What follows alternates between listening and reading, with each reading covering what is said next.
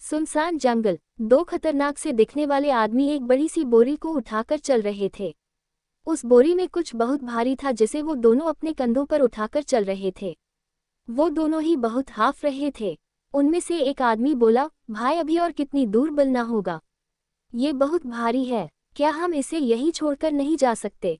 दूसरा आदमी गुस्से में बोला, मुंह बंद रख अपना, पहले ही हम तेरी वजह से इस मुश्किल में पड़ गए हैं।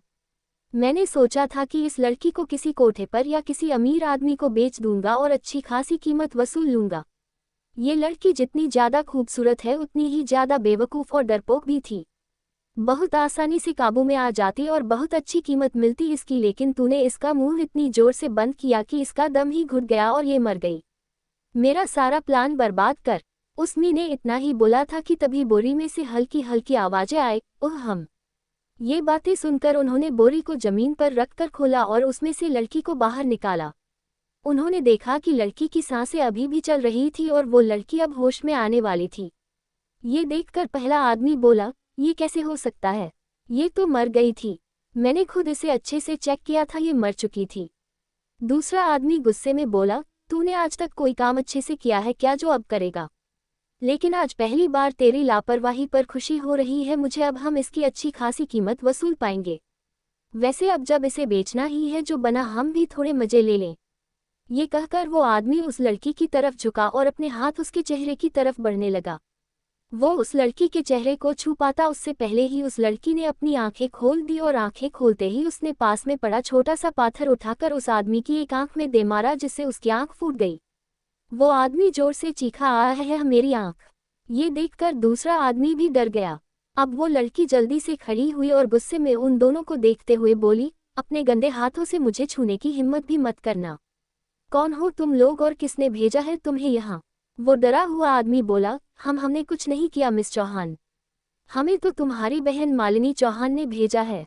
ये सुनकर उस लड़की ने गुस्से में उस आदमी के मुंह पर एक किक मारते हुए कहा, झूठ बोल रहे हो तुम, ना तो मैं कोई मिस चौहान हूँ और ना ही मेरी कोई बहन है, सच बताओ। वो आदमी रोते और गिड़गिड़ाते हुए बोला, मुझे जो पता था मैंने बता दिया, इससे ज्यादा मैं कुछ नहीं जानता, मेरी जिंदगी बख्श दो। ये कहते हुए उस आदमी ने अपने साथी का हाथ पकड़ा और वहां से भाग निकला। अब वो लड़की कुछ सोचते हुए खुद से बोली, आखिर हुआ क्या है मेरे साथ? मुझे बहुत अच्छी तरह से याद है कि लैब में नई दवाइयों की टेस्टिंग के दौरान दुर्घटना होने से मेरी मौत हो गई थी, तो फिर मैं अभी तक जिंदा कैसे हूँ? ये कौन सी जगह है, कैसे लोग हैं? इन दोनों आदमियों के कपड़े भी बहुत अजीब थे, जो कपड़े मैंने पहने हुए हैं ये भी बहुत अजीब हैं, यहाँ तक कि मेरा ये शरीर भी कुछ अजीब सा लग रहा है, या फिर ये कहूँ कि ये मेरा शरीर लगता ही नहीं। आपको कितना अजीब है, ऐसा जग रहा है जैसे मैं किसी और ही दुनिया में आ गई है। आखिर हो गया। वो लड़की इतना ही बोल पाई थी कि तभी उसके सिर में बहुत तेज दर्द हुआ और वो सिर पकड़कर नहीं जमीन पर बैठ गई। उसके दिमाग में बहुत सारे दृश्य और आवाजें गूंजने लगी। पहला दृश्य एक बूढ़े आदमी का था जो कह रहा था, शर्म आती है मुझे तुम्हें अपनी बेटी कहते हुए, तुम अपनी माँ की तरह ही घटिया हो, काश तुम पैदा ही ना हुई होती, हमारे परिवार में आज तक तुम्हारे जैसी बेवकूफ़ लड़की पैदा नहीं हुई, तुम इस परिवार पर सिर्फ बोझ हो। दूसरा दृश्य एक औरत और एक लड़की का था जिनमें से एक बूढ़ी थी और एक जवान। बूढ़ी औरत ने जवान लड़की से कहा, मालिनी मेरी बच्ची तुम दूर रहा करो इस मनहूस दुर्गा से, वरना एक दिन इसकी मनहूसियत तुम्हारी जिंदगी पर भी छा जाएगी। मालिनी बोली, ऑफ कोर्स मॉम, मैं तो खुद इस मनहूस दुर्गा के आसपास भी नहीं जाना चाहती, इसके जैसी मनहूस जिंदगी अगर मेरी होती तो मैं तो कब की सुसाइड कर चुकी होती, पर ये इतनी ढीठ है कि मरती भी नहीं है, मनहूस कहीं की। ऐसे ही बहुत सारे दृश्य उसे लड़की के दिमाग में आ रहे थे। जब उसके सिर का दर्द बंद हुआ और ये दृश्य उसके दिमाग में आना रुक गए तब उसने खुद से कहा, क्या थी, किसी की यादें थी, ऐसा लग रहा है जैसे मेरा पुनर्जन्म हो गया है। ओह शिट, कभी सोचा भी नहीं था कि ऐसा मेलोड्रामा भी हो सकता है मेरे साथ। मुझे पुनर्जन्म से कोई परेशानी नहीं है, मैं इसमें ओके हूँ, लेकिन प्रॉब्लम ये है कि पिछले जन्म में मैं समीरा थी, एक बहुत बड़ी डॉक्टर और मुझसे भी बड़ी डॉक्टर की इकलौती वारिस थी, तो फिर ऊपर वाला मुझे इस बेचारी सी लड़की दुर्गा के रूप में पुनर्जन्म कैसे दे सकता है? एक ऐसी लड़की जो दिमाग से बिल्कुल बुद्ध है, शरीर से कमजोर है, और उससे भी बड़ी प्रॉब्लम ये है कि इसकी एक सौतेली माँ और सौतेली बहन है जो कि बहुत दुष्ट है। सीधे शब्दों में कहूँ तो दुर्गा मौत से बदतर जिंदगी जी रही थी। अब वो लड़की खड़ी हुई और पूरी आत्मविश्वास के साथ बोली, लेकिन अब ऐसा नहीं होगा क्योंकि आज से मैं दुर्गा हूँ। ये वादा है मेरा खुद से और असली दुर्गा से कि आज के बाद किसी को भी अपने साथ गलत नहीं करने दूंगी। हर वो इंसान जो मेरे खिलाफ साजिश करेगा या मुझे नुकसान पहुंचाने की कोशिश करेगा उसे मैं नहीं छोड़ूंगी। तभी दुर्गा को कुछ याद आया और वो बोली, लेकिन कुछ दिन तो मुझे डम होने की एक्टिंग करनी पड़ेगी। कोई बात नहीं, एक्टिंग तो मेरी स्पेशलिटी है। चट्टू, ठंडा जहर और किस। दुर्गा जंगल से बाहर निकलने का रास्ता ढूंढ रही थी पर उसे बहुत कमजोरी महसूस हो रही थी। उसका पूरा शरीर कांप रहा था क्योंकि उन गुडों ने उसे एक सेडक्टिव विग दिया था जिसका असर धीरे धीरे बढ़ रहा था और इस वजह से उसे बहुत गर्मी लग रही थी, पर फिर भी वो जंगल से बाहर निकलने का रास्ता ढूंढ रही थी। यही दूसरी एक सुनसान कप पर एक गाड़ी तेजी से चल रही थी। गाड़ी चला रहे आदमी ने पीछे बैठे हुए आदमी से कहा, बॉस हमें अभी भी 5 किलोमीटर जाना है। क्या आप तब तक खुद को संभाल पाएंगे? पीछे बैठा आदमी 28 साल का एक लड़का था जो देखने में काफी हैंडसम था, लेकिन इस समय उसकी हालत खराब लग रही थी। उसके चेहरे पर दर्द के भाव थे।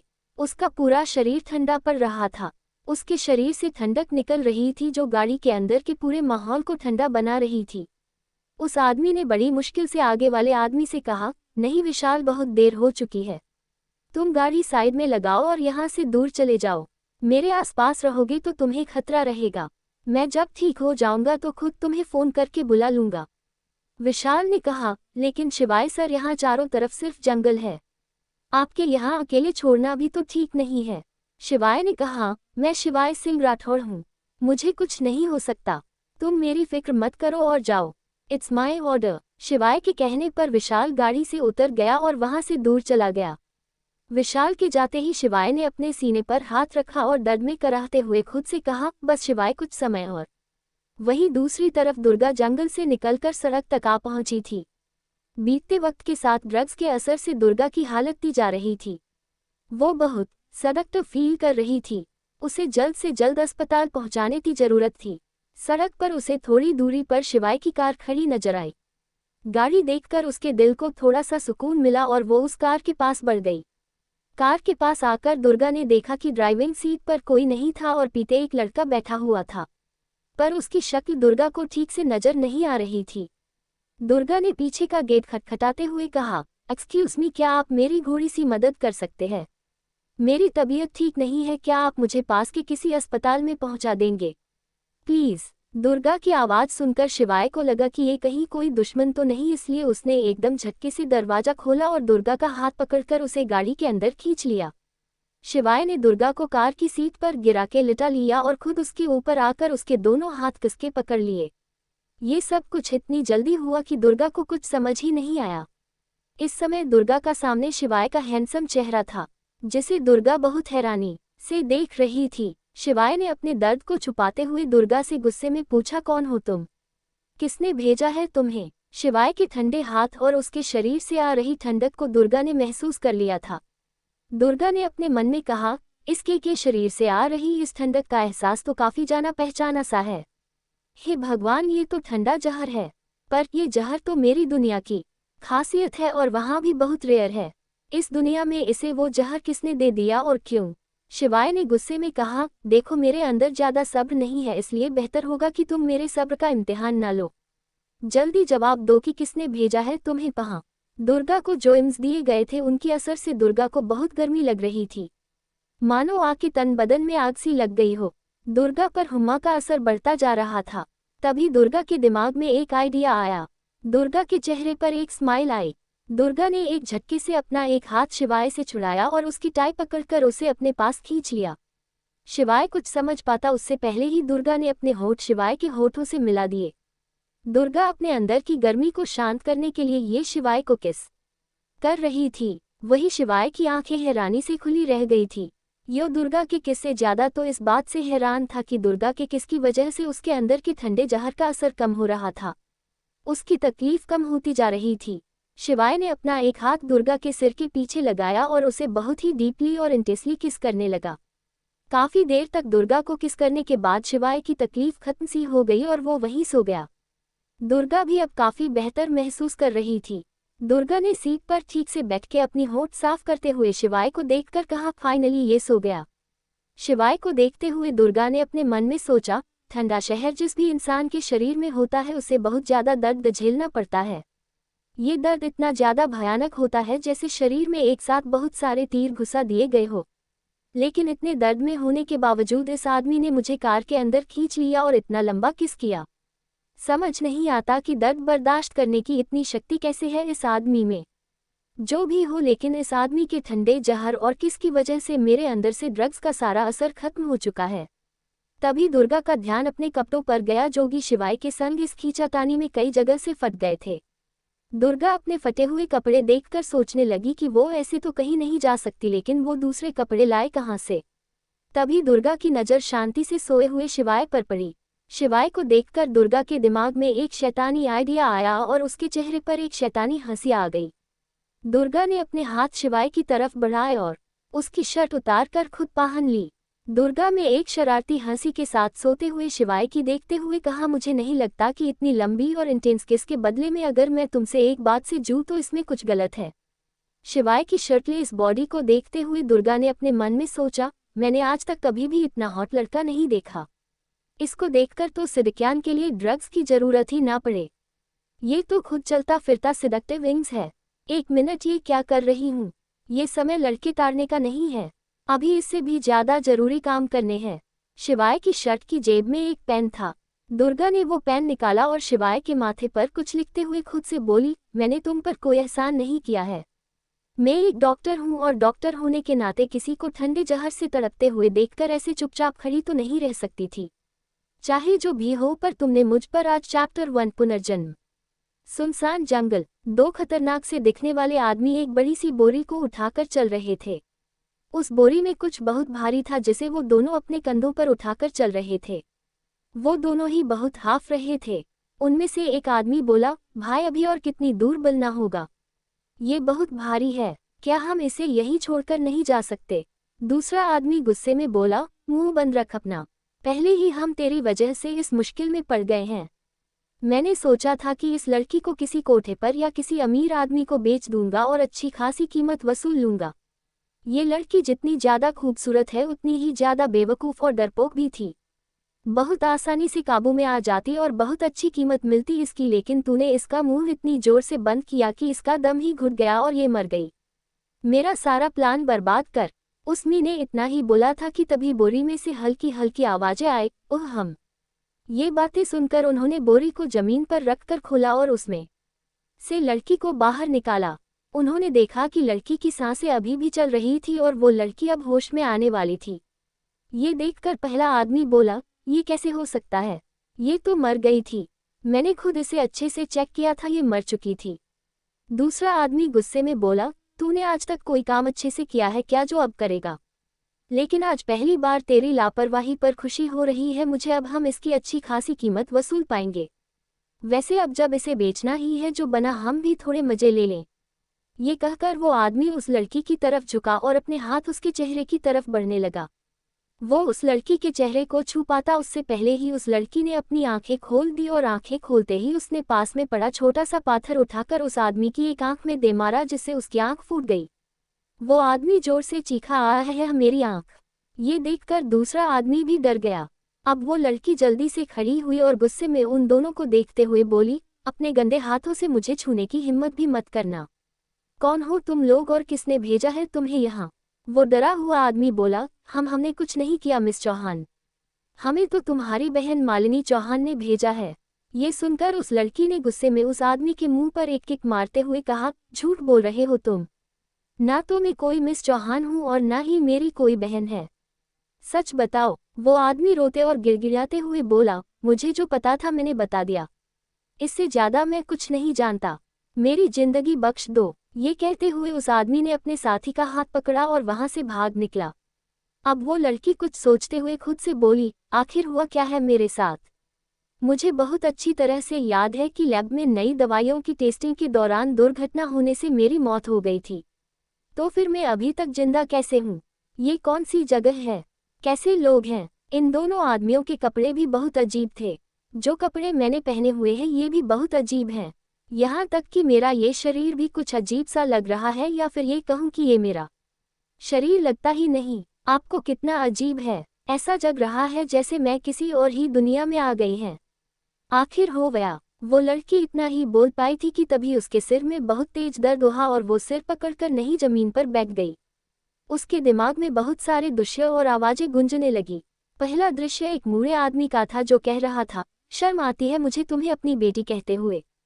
तुम अपनी माँ की तरह ही घटिया हो। काश तुम पैदा ही ना हुई होती। हमारे परिवार में आज तक तुम्हारे जैसी बेवकूफ लड़की पैदा नहीं हुई। तुम इस परिवार पर सिर्फ बोझ हो। दूसरा दृश्य एक औरत और एक लड़की का था जिनमें से एक बूढ़ी थी और एक जवान। बूढ़ी औरत ने जवान लड़की से कहा, मालिनी मेरी बच्ची तुम दूर रहा करो इस मनहूस दुर्गा से, वरना एक दिन इसकी मनहूसियत तुम्हारी जिंदगी पर भी छा जाएगी। मालिनी बोली, ऑफ कोर्स मॉम, मैं तो खुद इस मनहूस दुर्गा के आसपास भी नहीं जाना चाहती। इसके जैसी मनहूस जिंदगी अगर मेरी होती तो मैं तो कब की सुसाइड कर चुकी होती। पर ये इतनी ढीठ है कि मरती भी नहीं है। मनहूस कहीं की। ऐसे ही बहुत सारे दृश्य उसे लड़की के दिमाग में आ रहे थे। जब उसके सिर का दर्द बंद हुआ और ये दृश्य उसके दिमाग में आना रुक गए तब उसने खुद से कहा, क्या थे किसी की यादें थी। ऐसा लग रहा है जैसे मेरा पुनर्जन्म हो गया है। ओह शिट, कभी सोचा भी नहीं था कि ऐसा मेलोड्रामा भी हो सकता है मेरे साथ।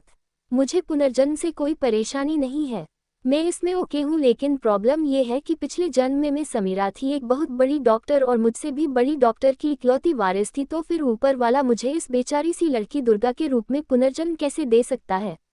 एक ऐसी लड़की जो दिमाग से बिल्कुल बुद्ध है, शरीर से कमजोर है, और उससे भी बड़ी प्रॉब्लम ये है कि इसकी एक सौतेली माँ और सौतेली बहन है जो कि बहुत दुष्ट है।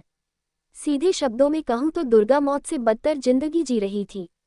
अब वो लड़की खड़ी हुई और पूरी आत्मविश्वास के साथ बोली, लेकिन अब ऐसा नहीं होगा क्योंकि आज से मैं दुर्गा हूँ। ये वादा है मेरा खुद से और असली दुर्गा से कि आज के बाद किसी को भी अपने साथ गलत नहीं करने दूंगी। हर वो इंसान जो मेरे खिलाफ साजिश करेगा या मुझे नुकसान पहुंचाने की कोशिश करेगा उसे मैं नहीं छोड़ूंगी। तभी दुर्गा को कुछ याद आया और वो बोली, लेकिन कुछ दिन तो मुझे डम होने की एक्टिंग करनी पड़ेगी।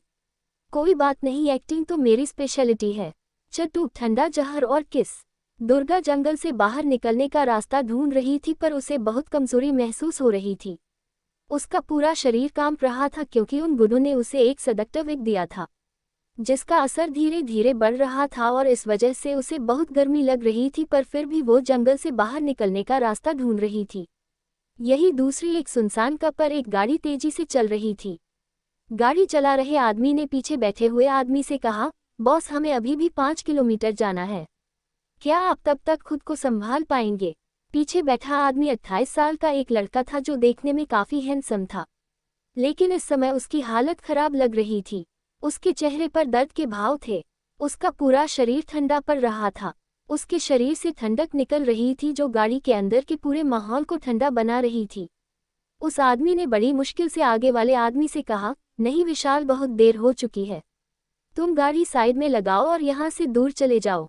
मेरे आसपास रहोगे तो तुम्हें खतरा रहेगा। मैं जब ठीक हो जाऊंगा तो खुद तुम्हें फोन करके बुला लूंगा। विशाल ने कहा, लेकिन शिवाय सर, यहाँ चारों तरफ सिर्फ जंगल है, आपके यहाँ अकेले छोड़ना भी तो ठीक नहीं है। शिवाय ने कहा, मैं शिवाय सिंह राठौड़ हूँ, मुझे कुछ नहीं हो सकता, तुम मेरी फिक्र मत करो और जाओ, इट्स माई ऑर्डर। शिवाय के कहने पर विशाल गाड़ी से उतर गया और वहां से दूर चला गया। विशाल के जाते ही शिवाय ने अपने सीने पर हाथ रखा और दर्द में कराहते हुए खुद से कहा, बस शिवाय, कुछ समय और। वहीं दूसरी तरफ दुर्गा जंगल से निकलकर सड़क तक आ पहुंची थी। बीतते वक्त के साथ ड्रग्स के असर से दुर्गा की हालत ती जा रही थी। वो बहुत सड़क फील कर रही थी। उसे जल्द से जल्द अस्पताल पहुंचाने की जरूरत थी। सड़क पर उसे थोड़ी दूरी पर शिवाय की कार खड़ी नजर आई। गाड़ी देखकर उसके दिल को थोड़ा सा सुकून मिला और वो उस कार के पास बढ़ गई। कार के पास आकर दुर्गा ने देखा कि ड्राइविंग सीट पर कोई नहीं था और पीछे एक लड़का बैठा हुआ था, पर उसकी शक्ल दुर्गा को ठीक से नजर नहीं आ रही थी। दुर्गा ने पीछे का गेट खटखटाते हुए कहा, एक्सक्यूज मी, क्या आप मेरी घोड़ी सी मदद कर सकते हैं? मेरी तबीयत ठीक नहीं है, क्या आप मुझे पास के किसी अस्पताल में पहुंचा देंगे प्लीज? दुर्गा की आवाज सुनकर शिवाय को लगा कि ये कहीं कोई दुश्मन तो नहीं, इसलिए उसने एकदम झटके से दरवाजा खोला और दुर्गा का हाथ पकड़कर उसे गाड़ी के अंदर खींच लिया। शिवाय ने दुर्गा को कार की सीट पर गिरा के लिटा लिया और खुद उसके ऊपर आकर उसके दोनों हाथ कसके पकड़ लिए। ये सब कुछ इतनी जल्दी हुआ कि दुर्गा को कुछ समझ ही नहीं आया। इस समय दुर्गा का सामने शिवाय का हैंडसम चेहरा था, जिसे दुर्गा बहुत हैरानी से देख रही थी। शिवाय ने अपने दर्द को छुपाते हुए दुर्गा से गुस्से में पूछा, कौन हो तुम? किसने भेजा है तुम्हें? शिवाय के ठंडे हाथ और उसके शरीर से आ रही ठंडक को दुर्गा ने महसूस कर लिया था। दुर्गा ने अपने मन में कहा, इसके के शरीर से आ रही इस ठंडक का एहसास तो काफी जाना पहचाना सा है। हे भगवान, ये तो ठंडा जहर है, पर ये जहर तो मेरी दुनिया की खासियत है और वहाँ भी बहुत रेयर है। इस दुनिया में इसे वो जहर किसने दे दिया और क्यों? शिवाय ने गुस्से में कहा, देखो मेरे अंदर ज्यादा सब्र नहीं है, इसलिए बेहतर होगा कि तुम मेरे सब्र का इम्तिहान ना लो। जल्दी जवाब दो कि किसने भेजा है तुम्हें वहाँ। दुर्गा को जो इम्स दिए गए थे उनकी असर से दुर्गा को बहुत गर्मी लग रही थी, मानो आग के तन बदन में आग सी लग गई हो। दुर्गा पर हुम्मा का असर बढ़ता जा रहा था। तभी दुर्गा के दिमाग में एक आइडिया आया। दुर्गा के चेहरे पर एक स्माइल आई। दुर्गा ने एक झटके से अपना एक हाथ शिवाय से छुड़ाया और उसकी टाई पकड़कर उसे अपने पास खींच लिया। शिवाय कुछ समझ पाता उससे पहले ही दुर्गा ने अपने होठ शिवाय के होठों से मिला दिए। दुर्गा अपने अंदर की गर्मी को शांत करने के लिए ये शिवाय को किस कर रही थी। वही शिवाय की आंखें हैरानी से खुली रह गई थी। यो दुर्गा के किस से ज्यादा तो इस बात से हैरान था कि दुर्गा के किस की वजह से उसके अंदर के ठंडे जहर का असर कम हो रहा था, उसकी तकलीफ कम होती जा रही थी।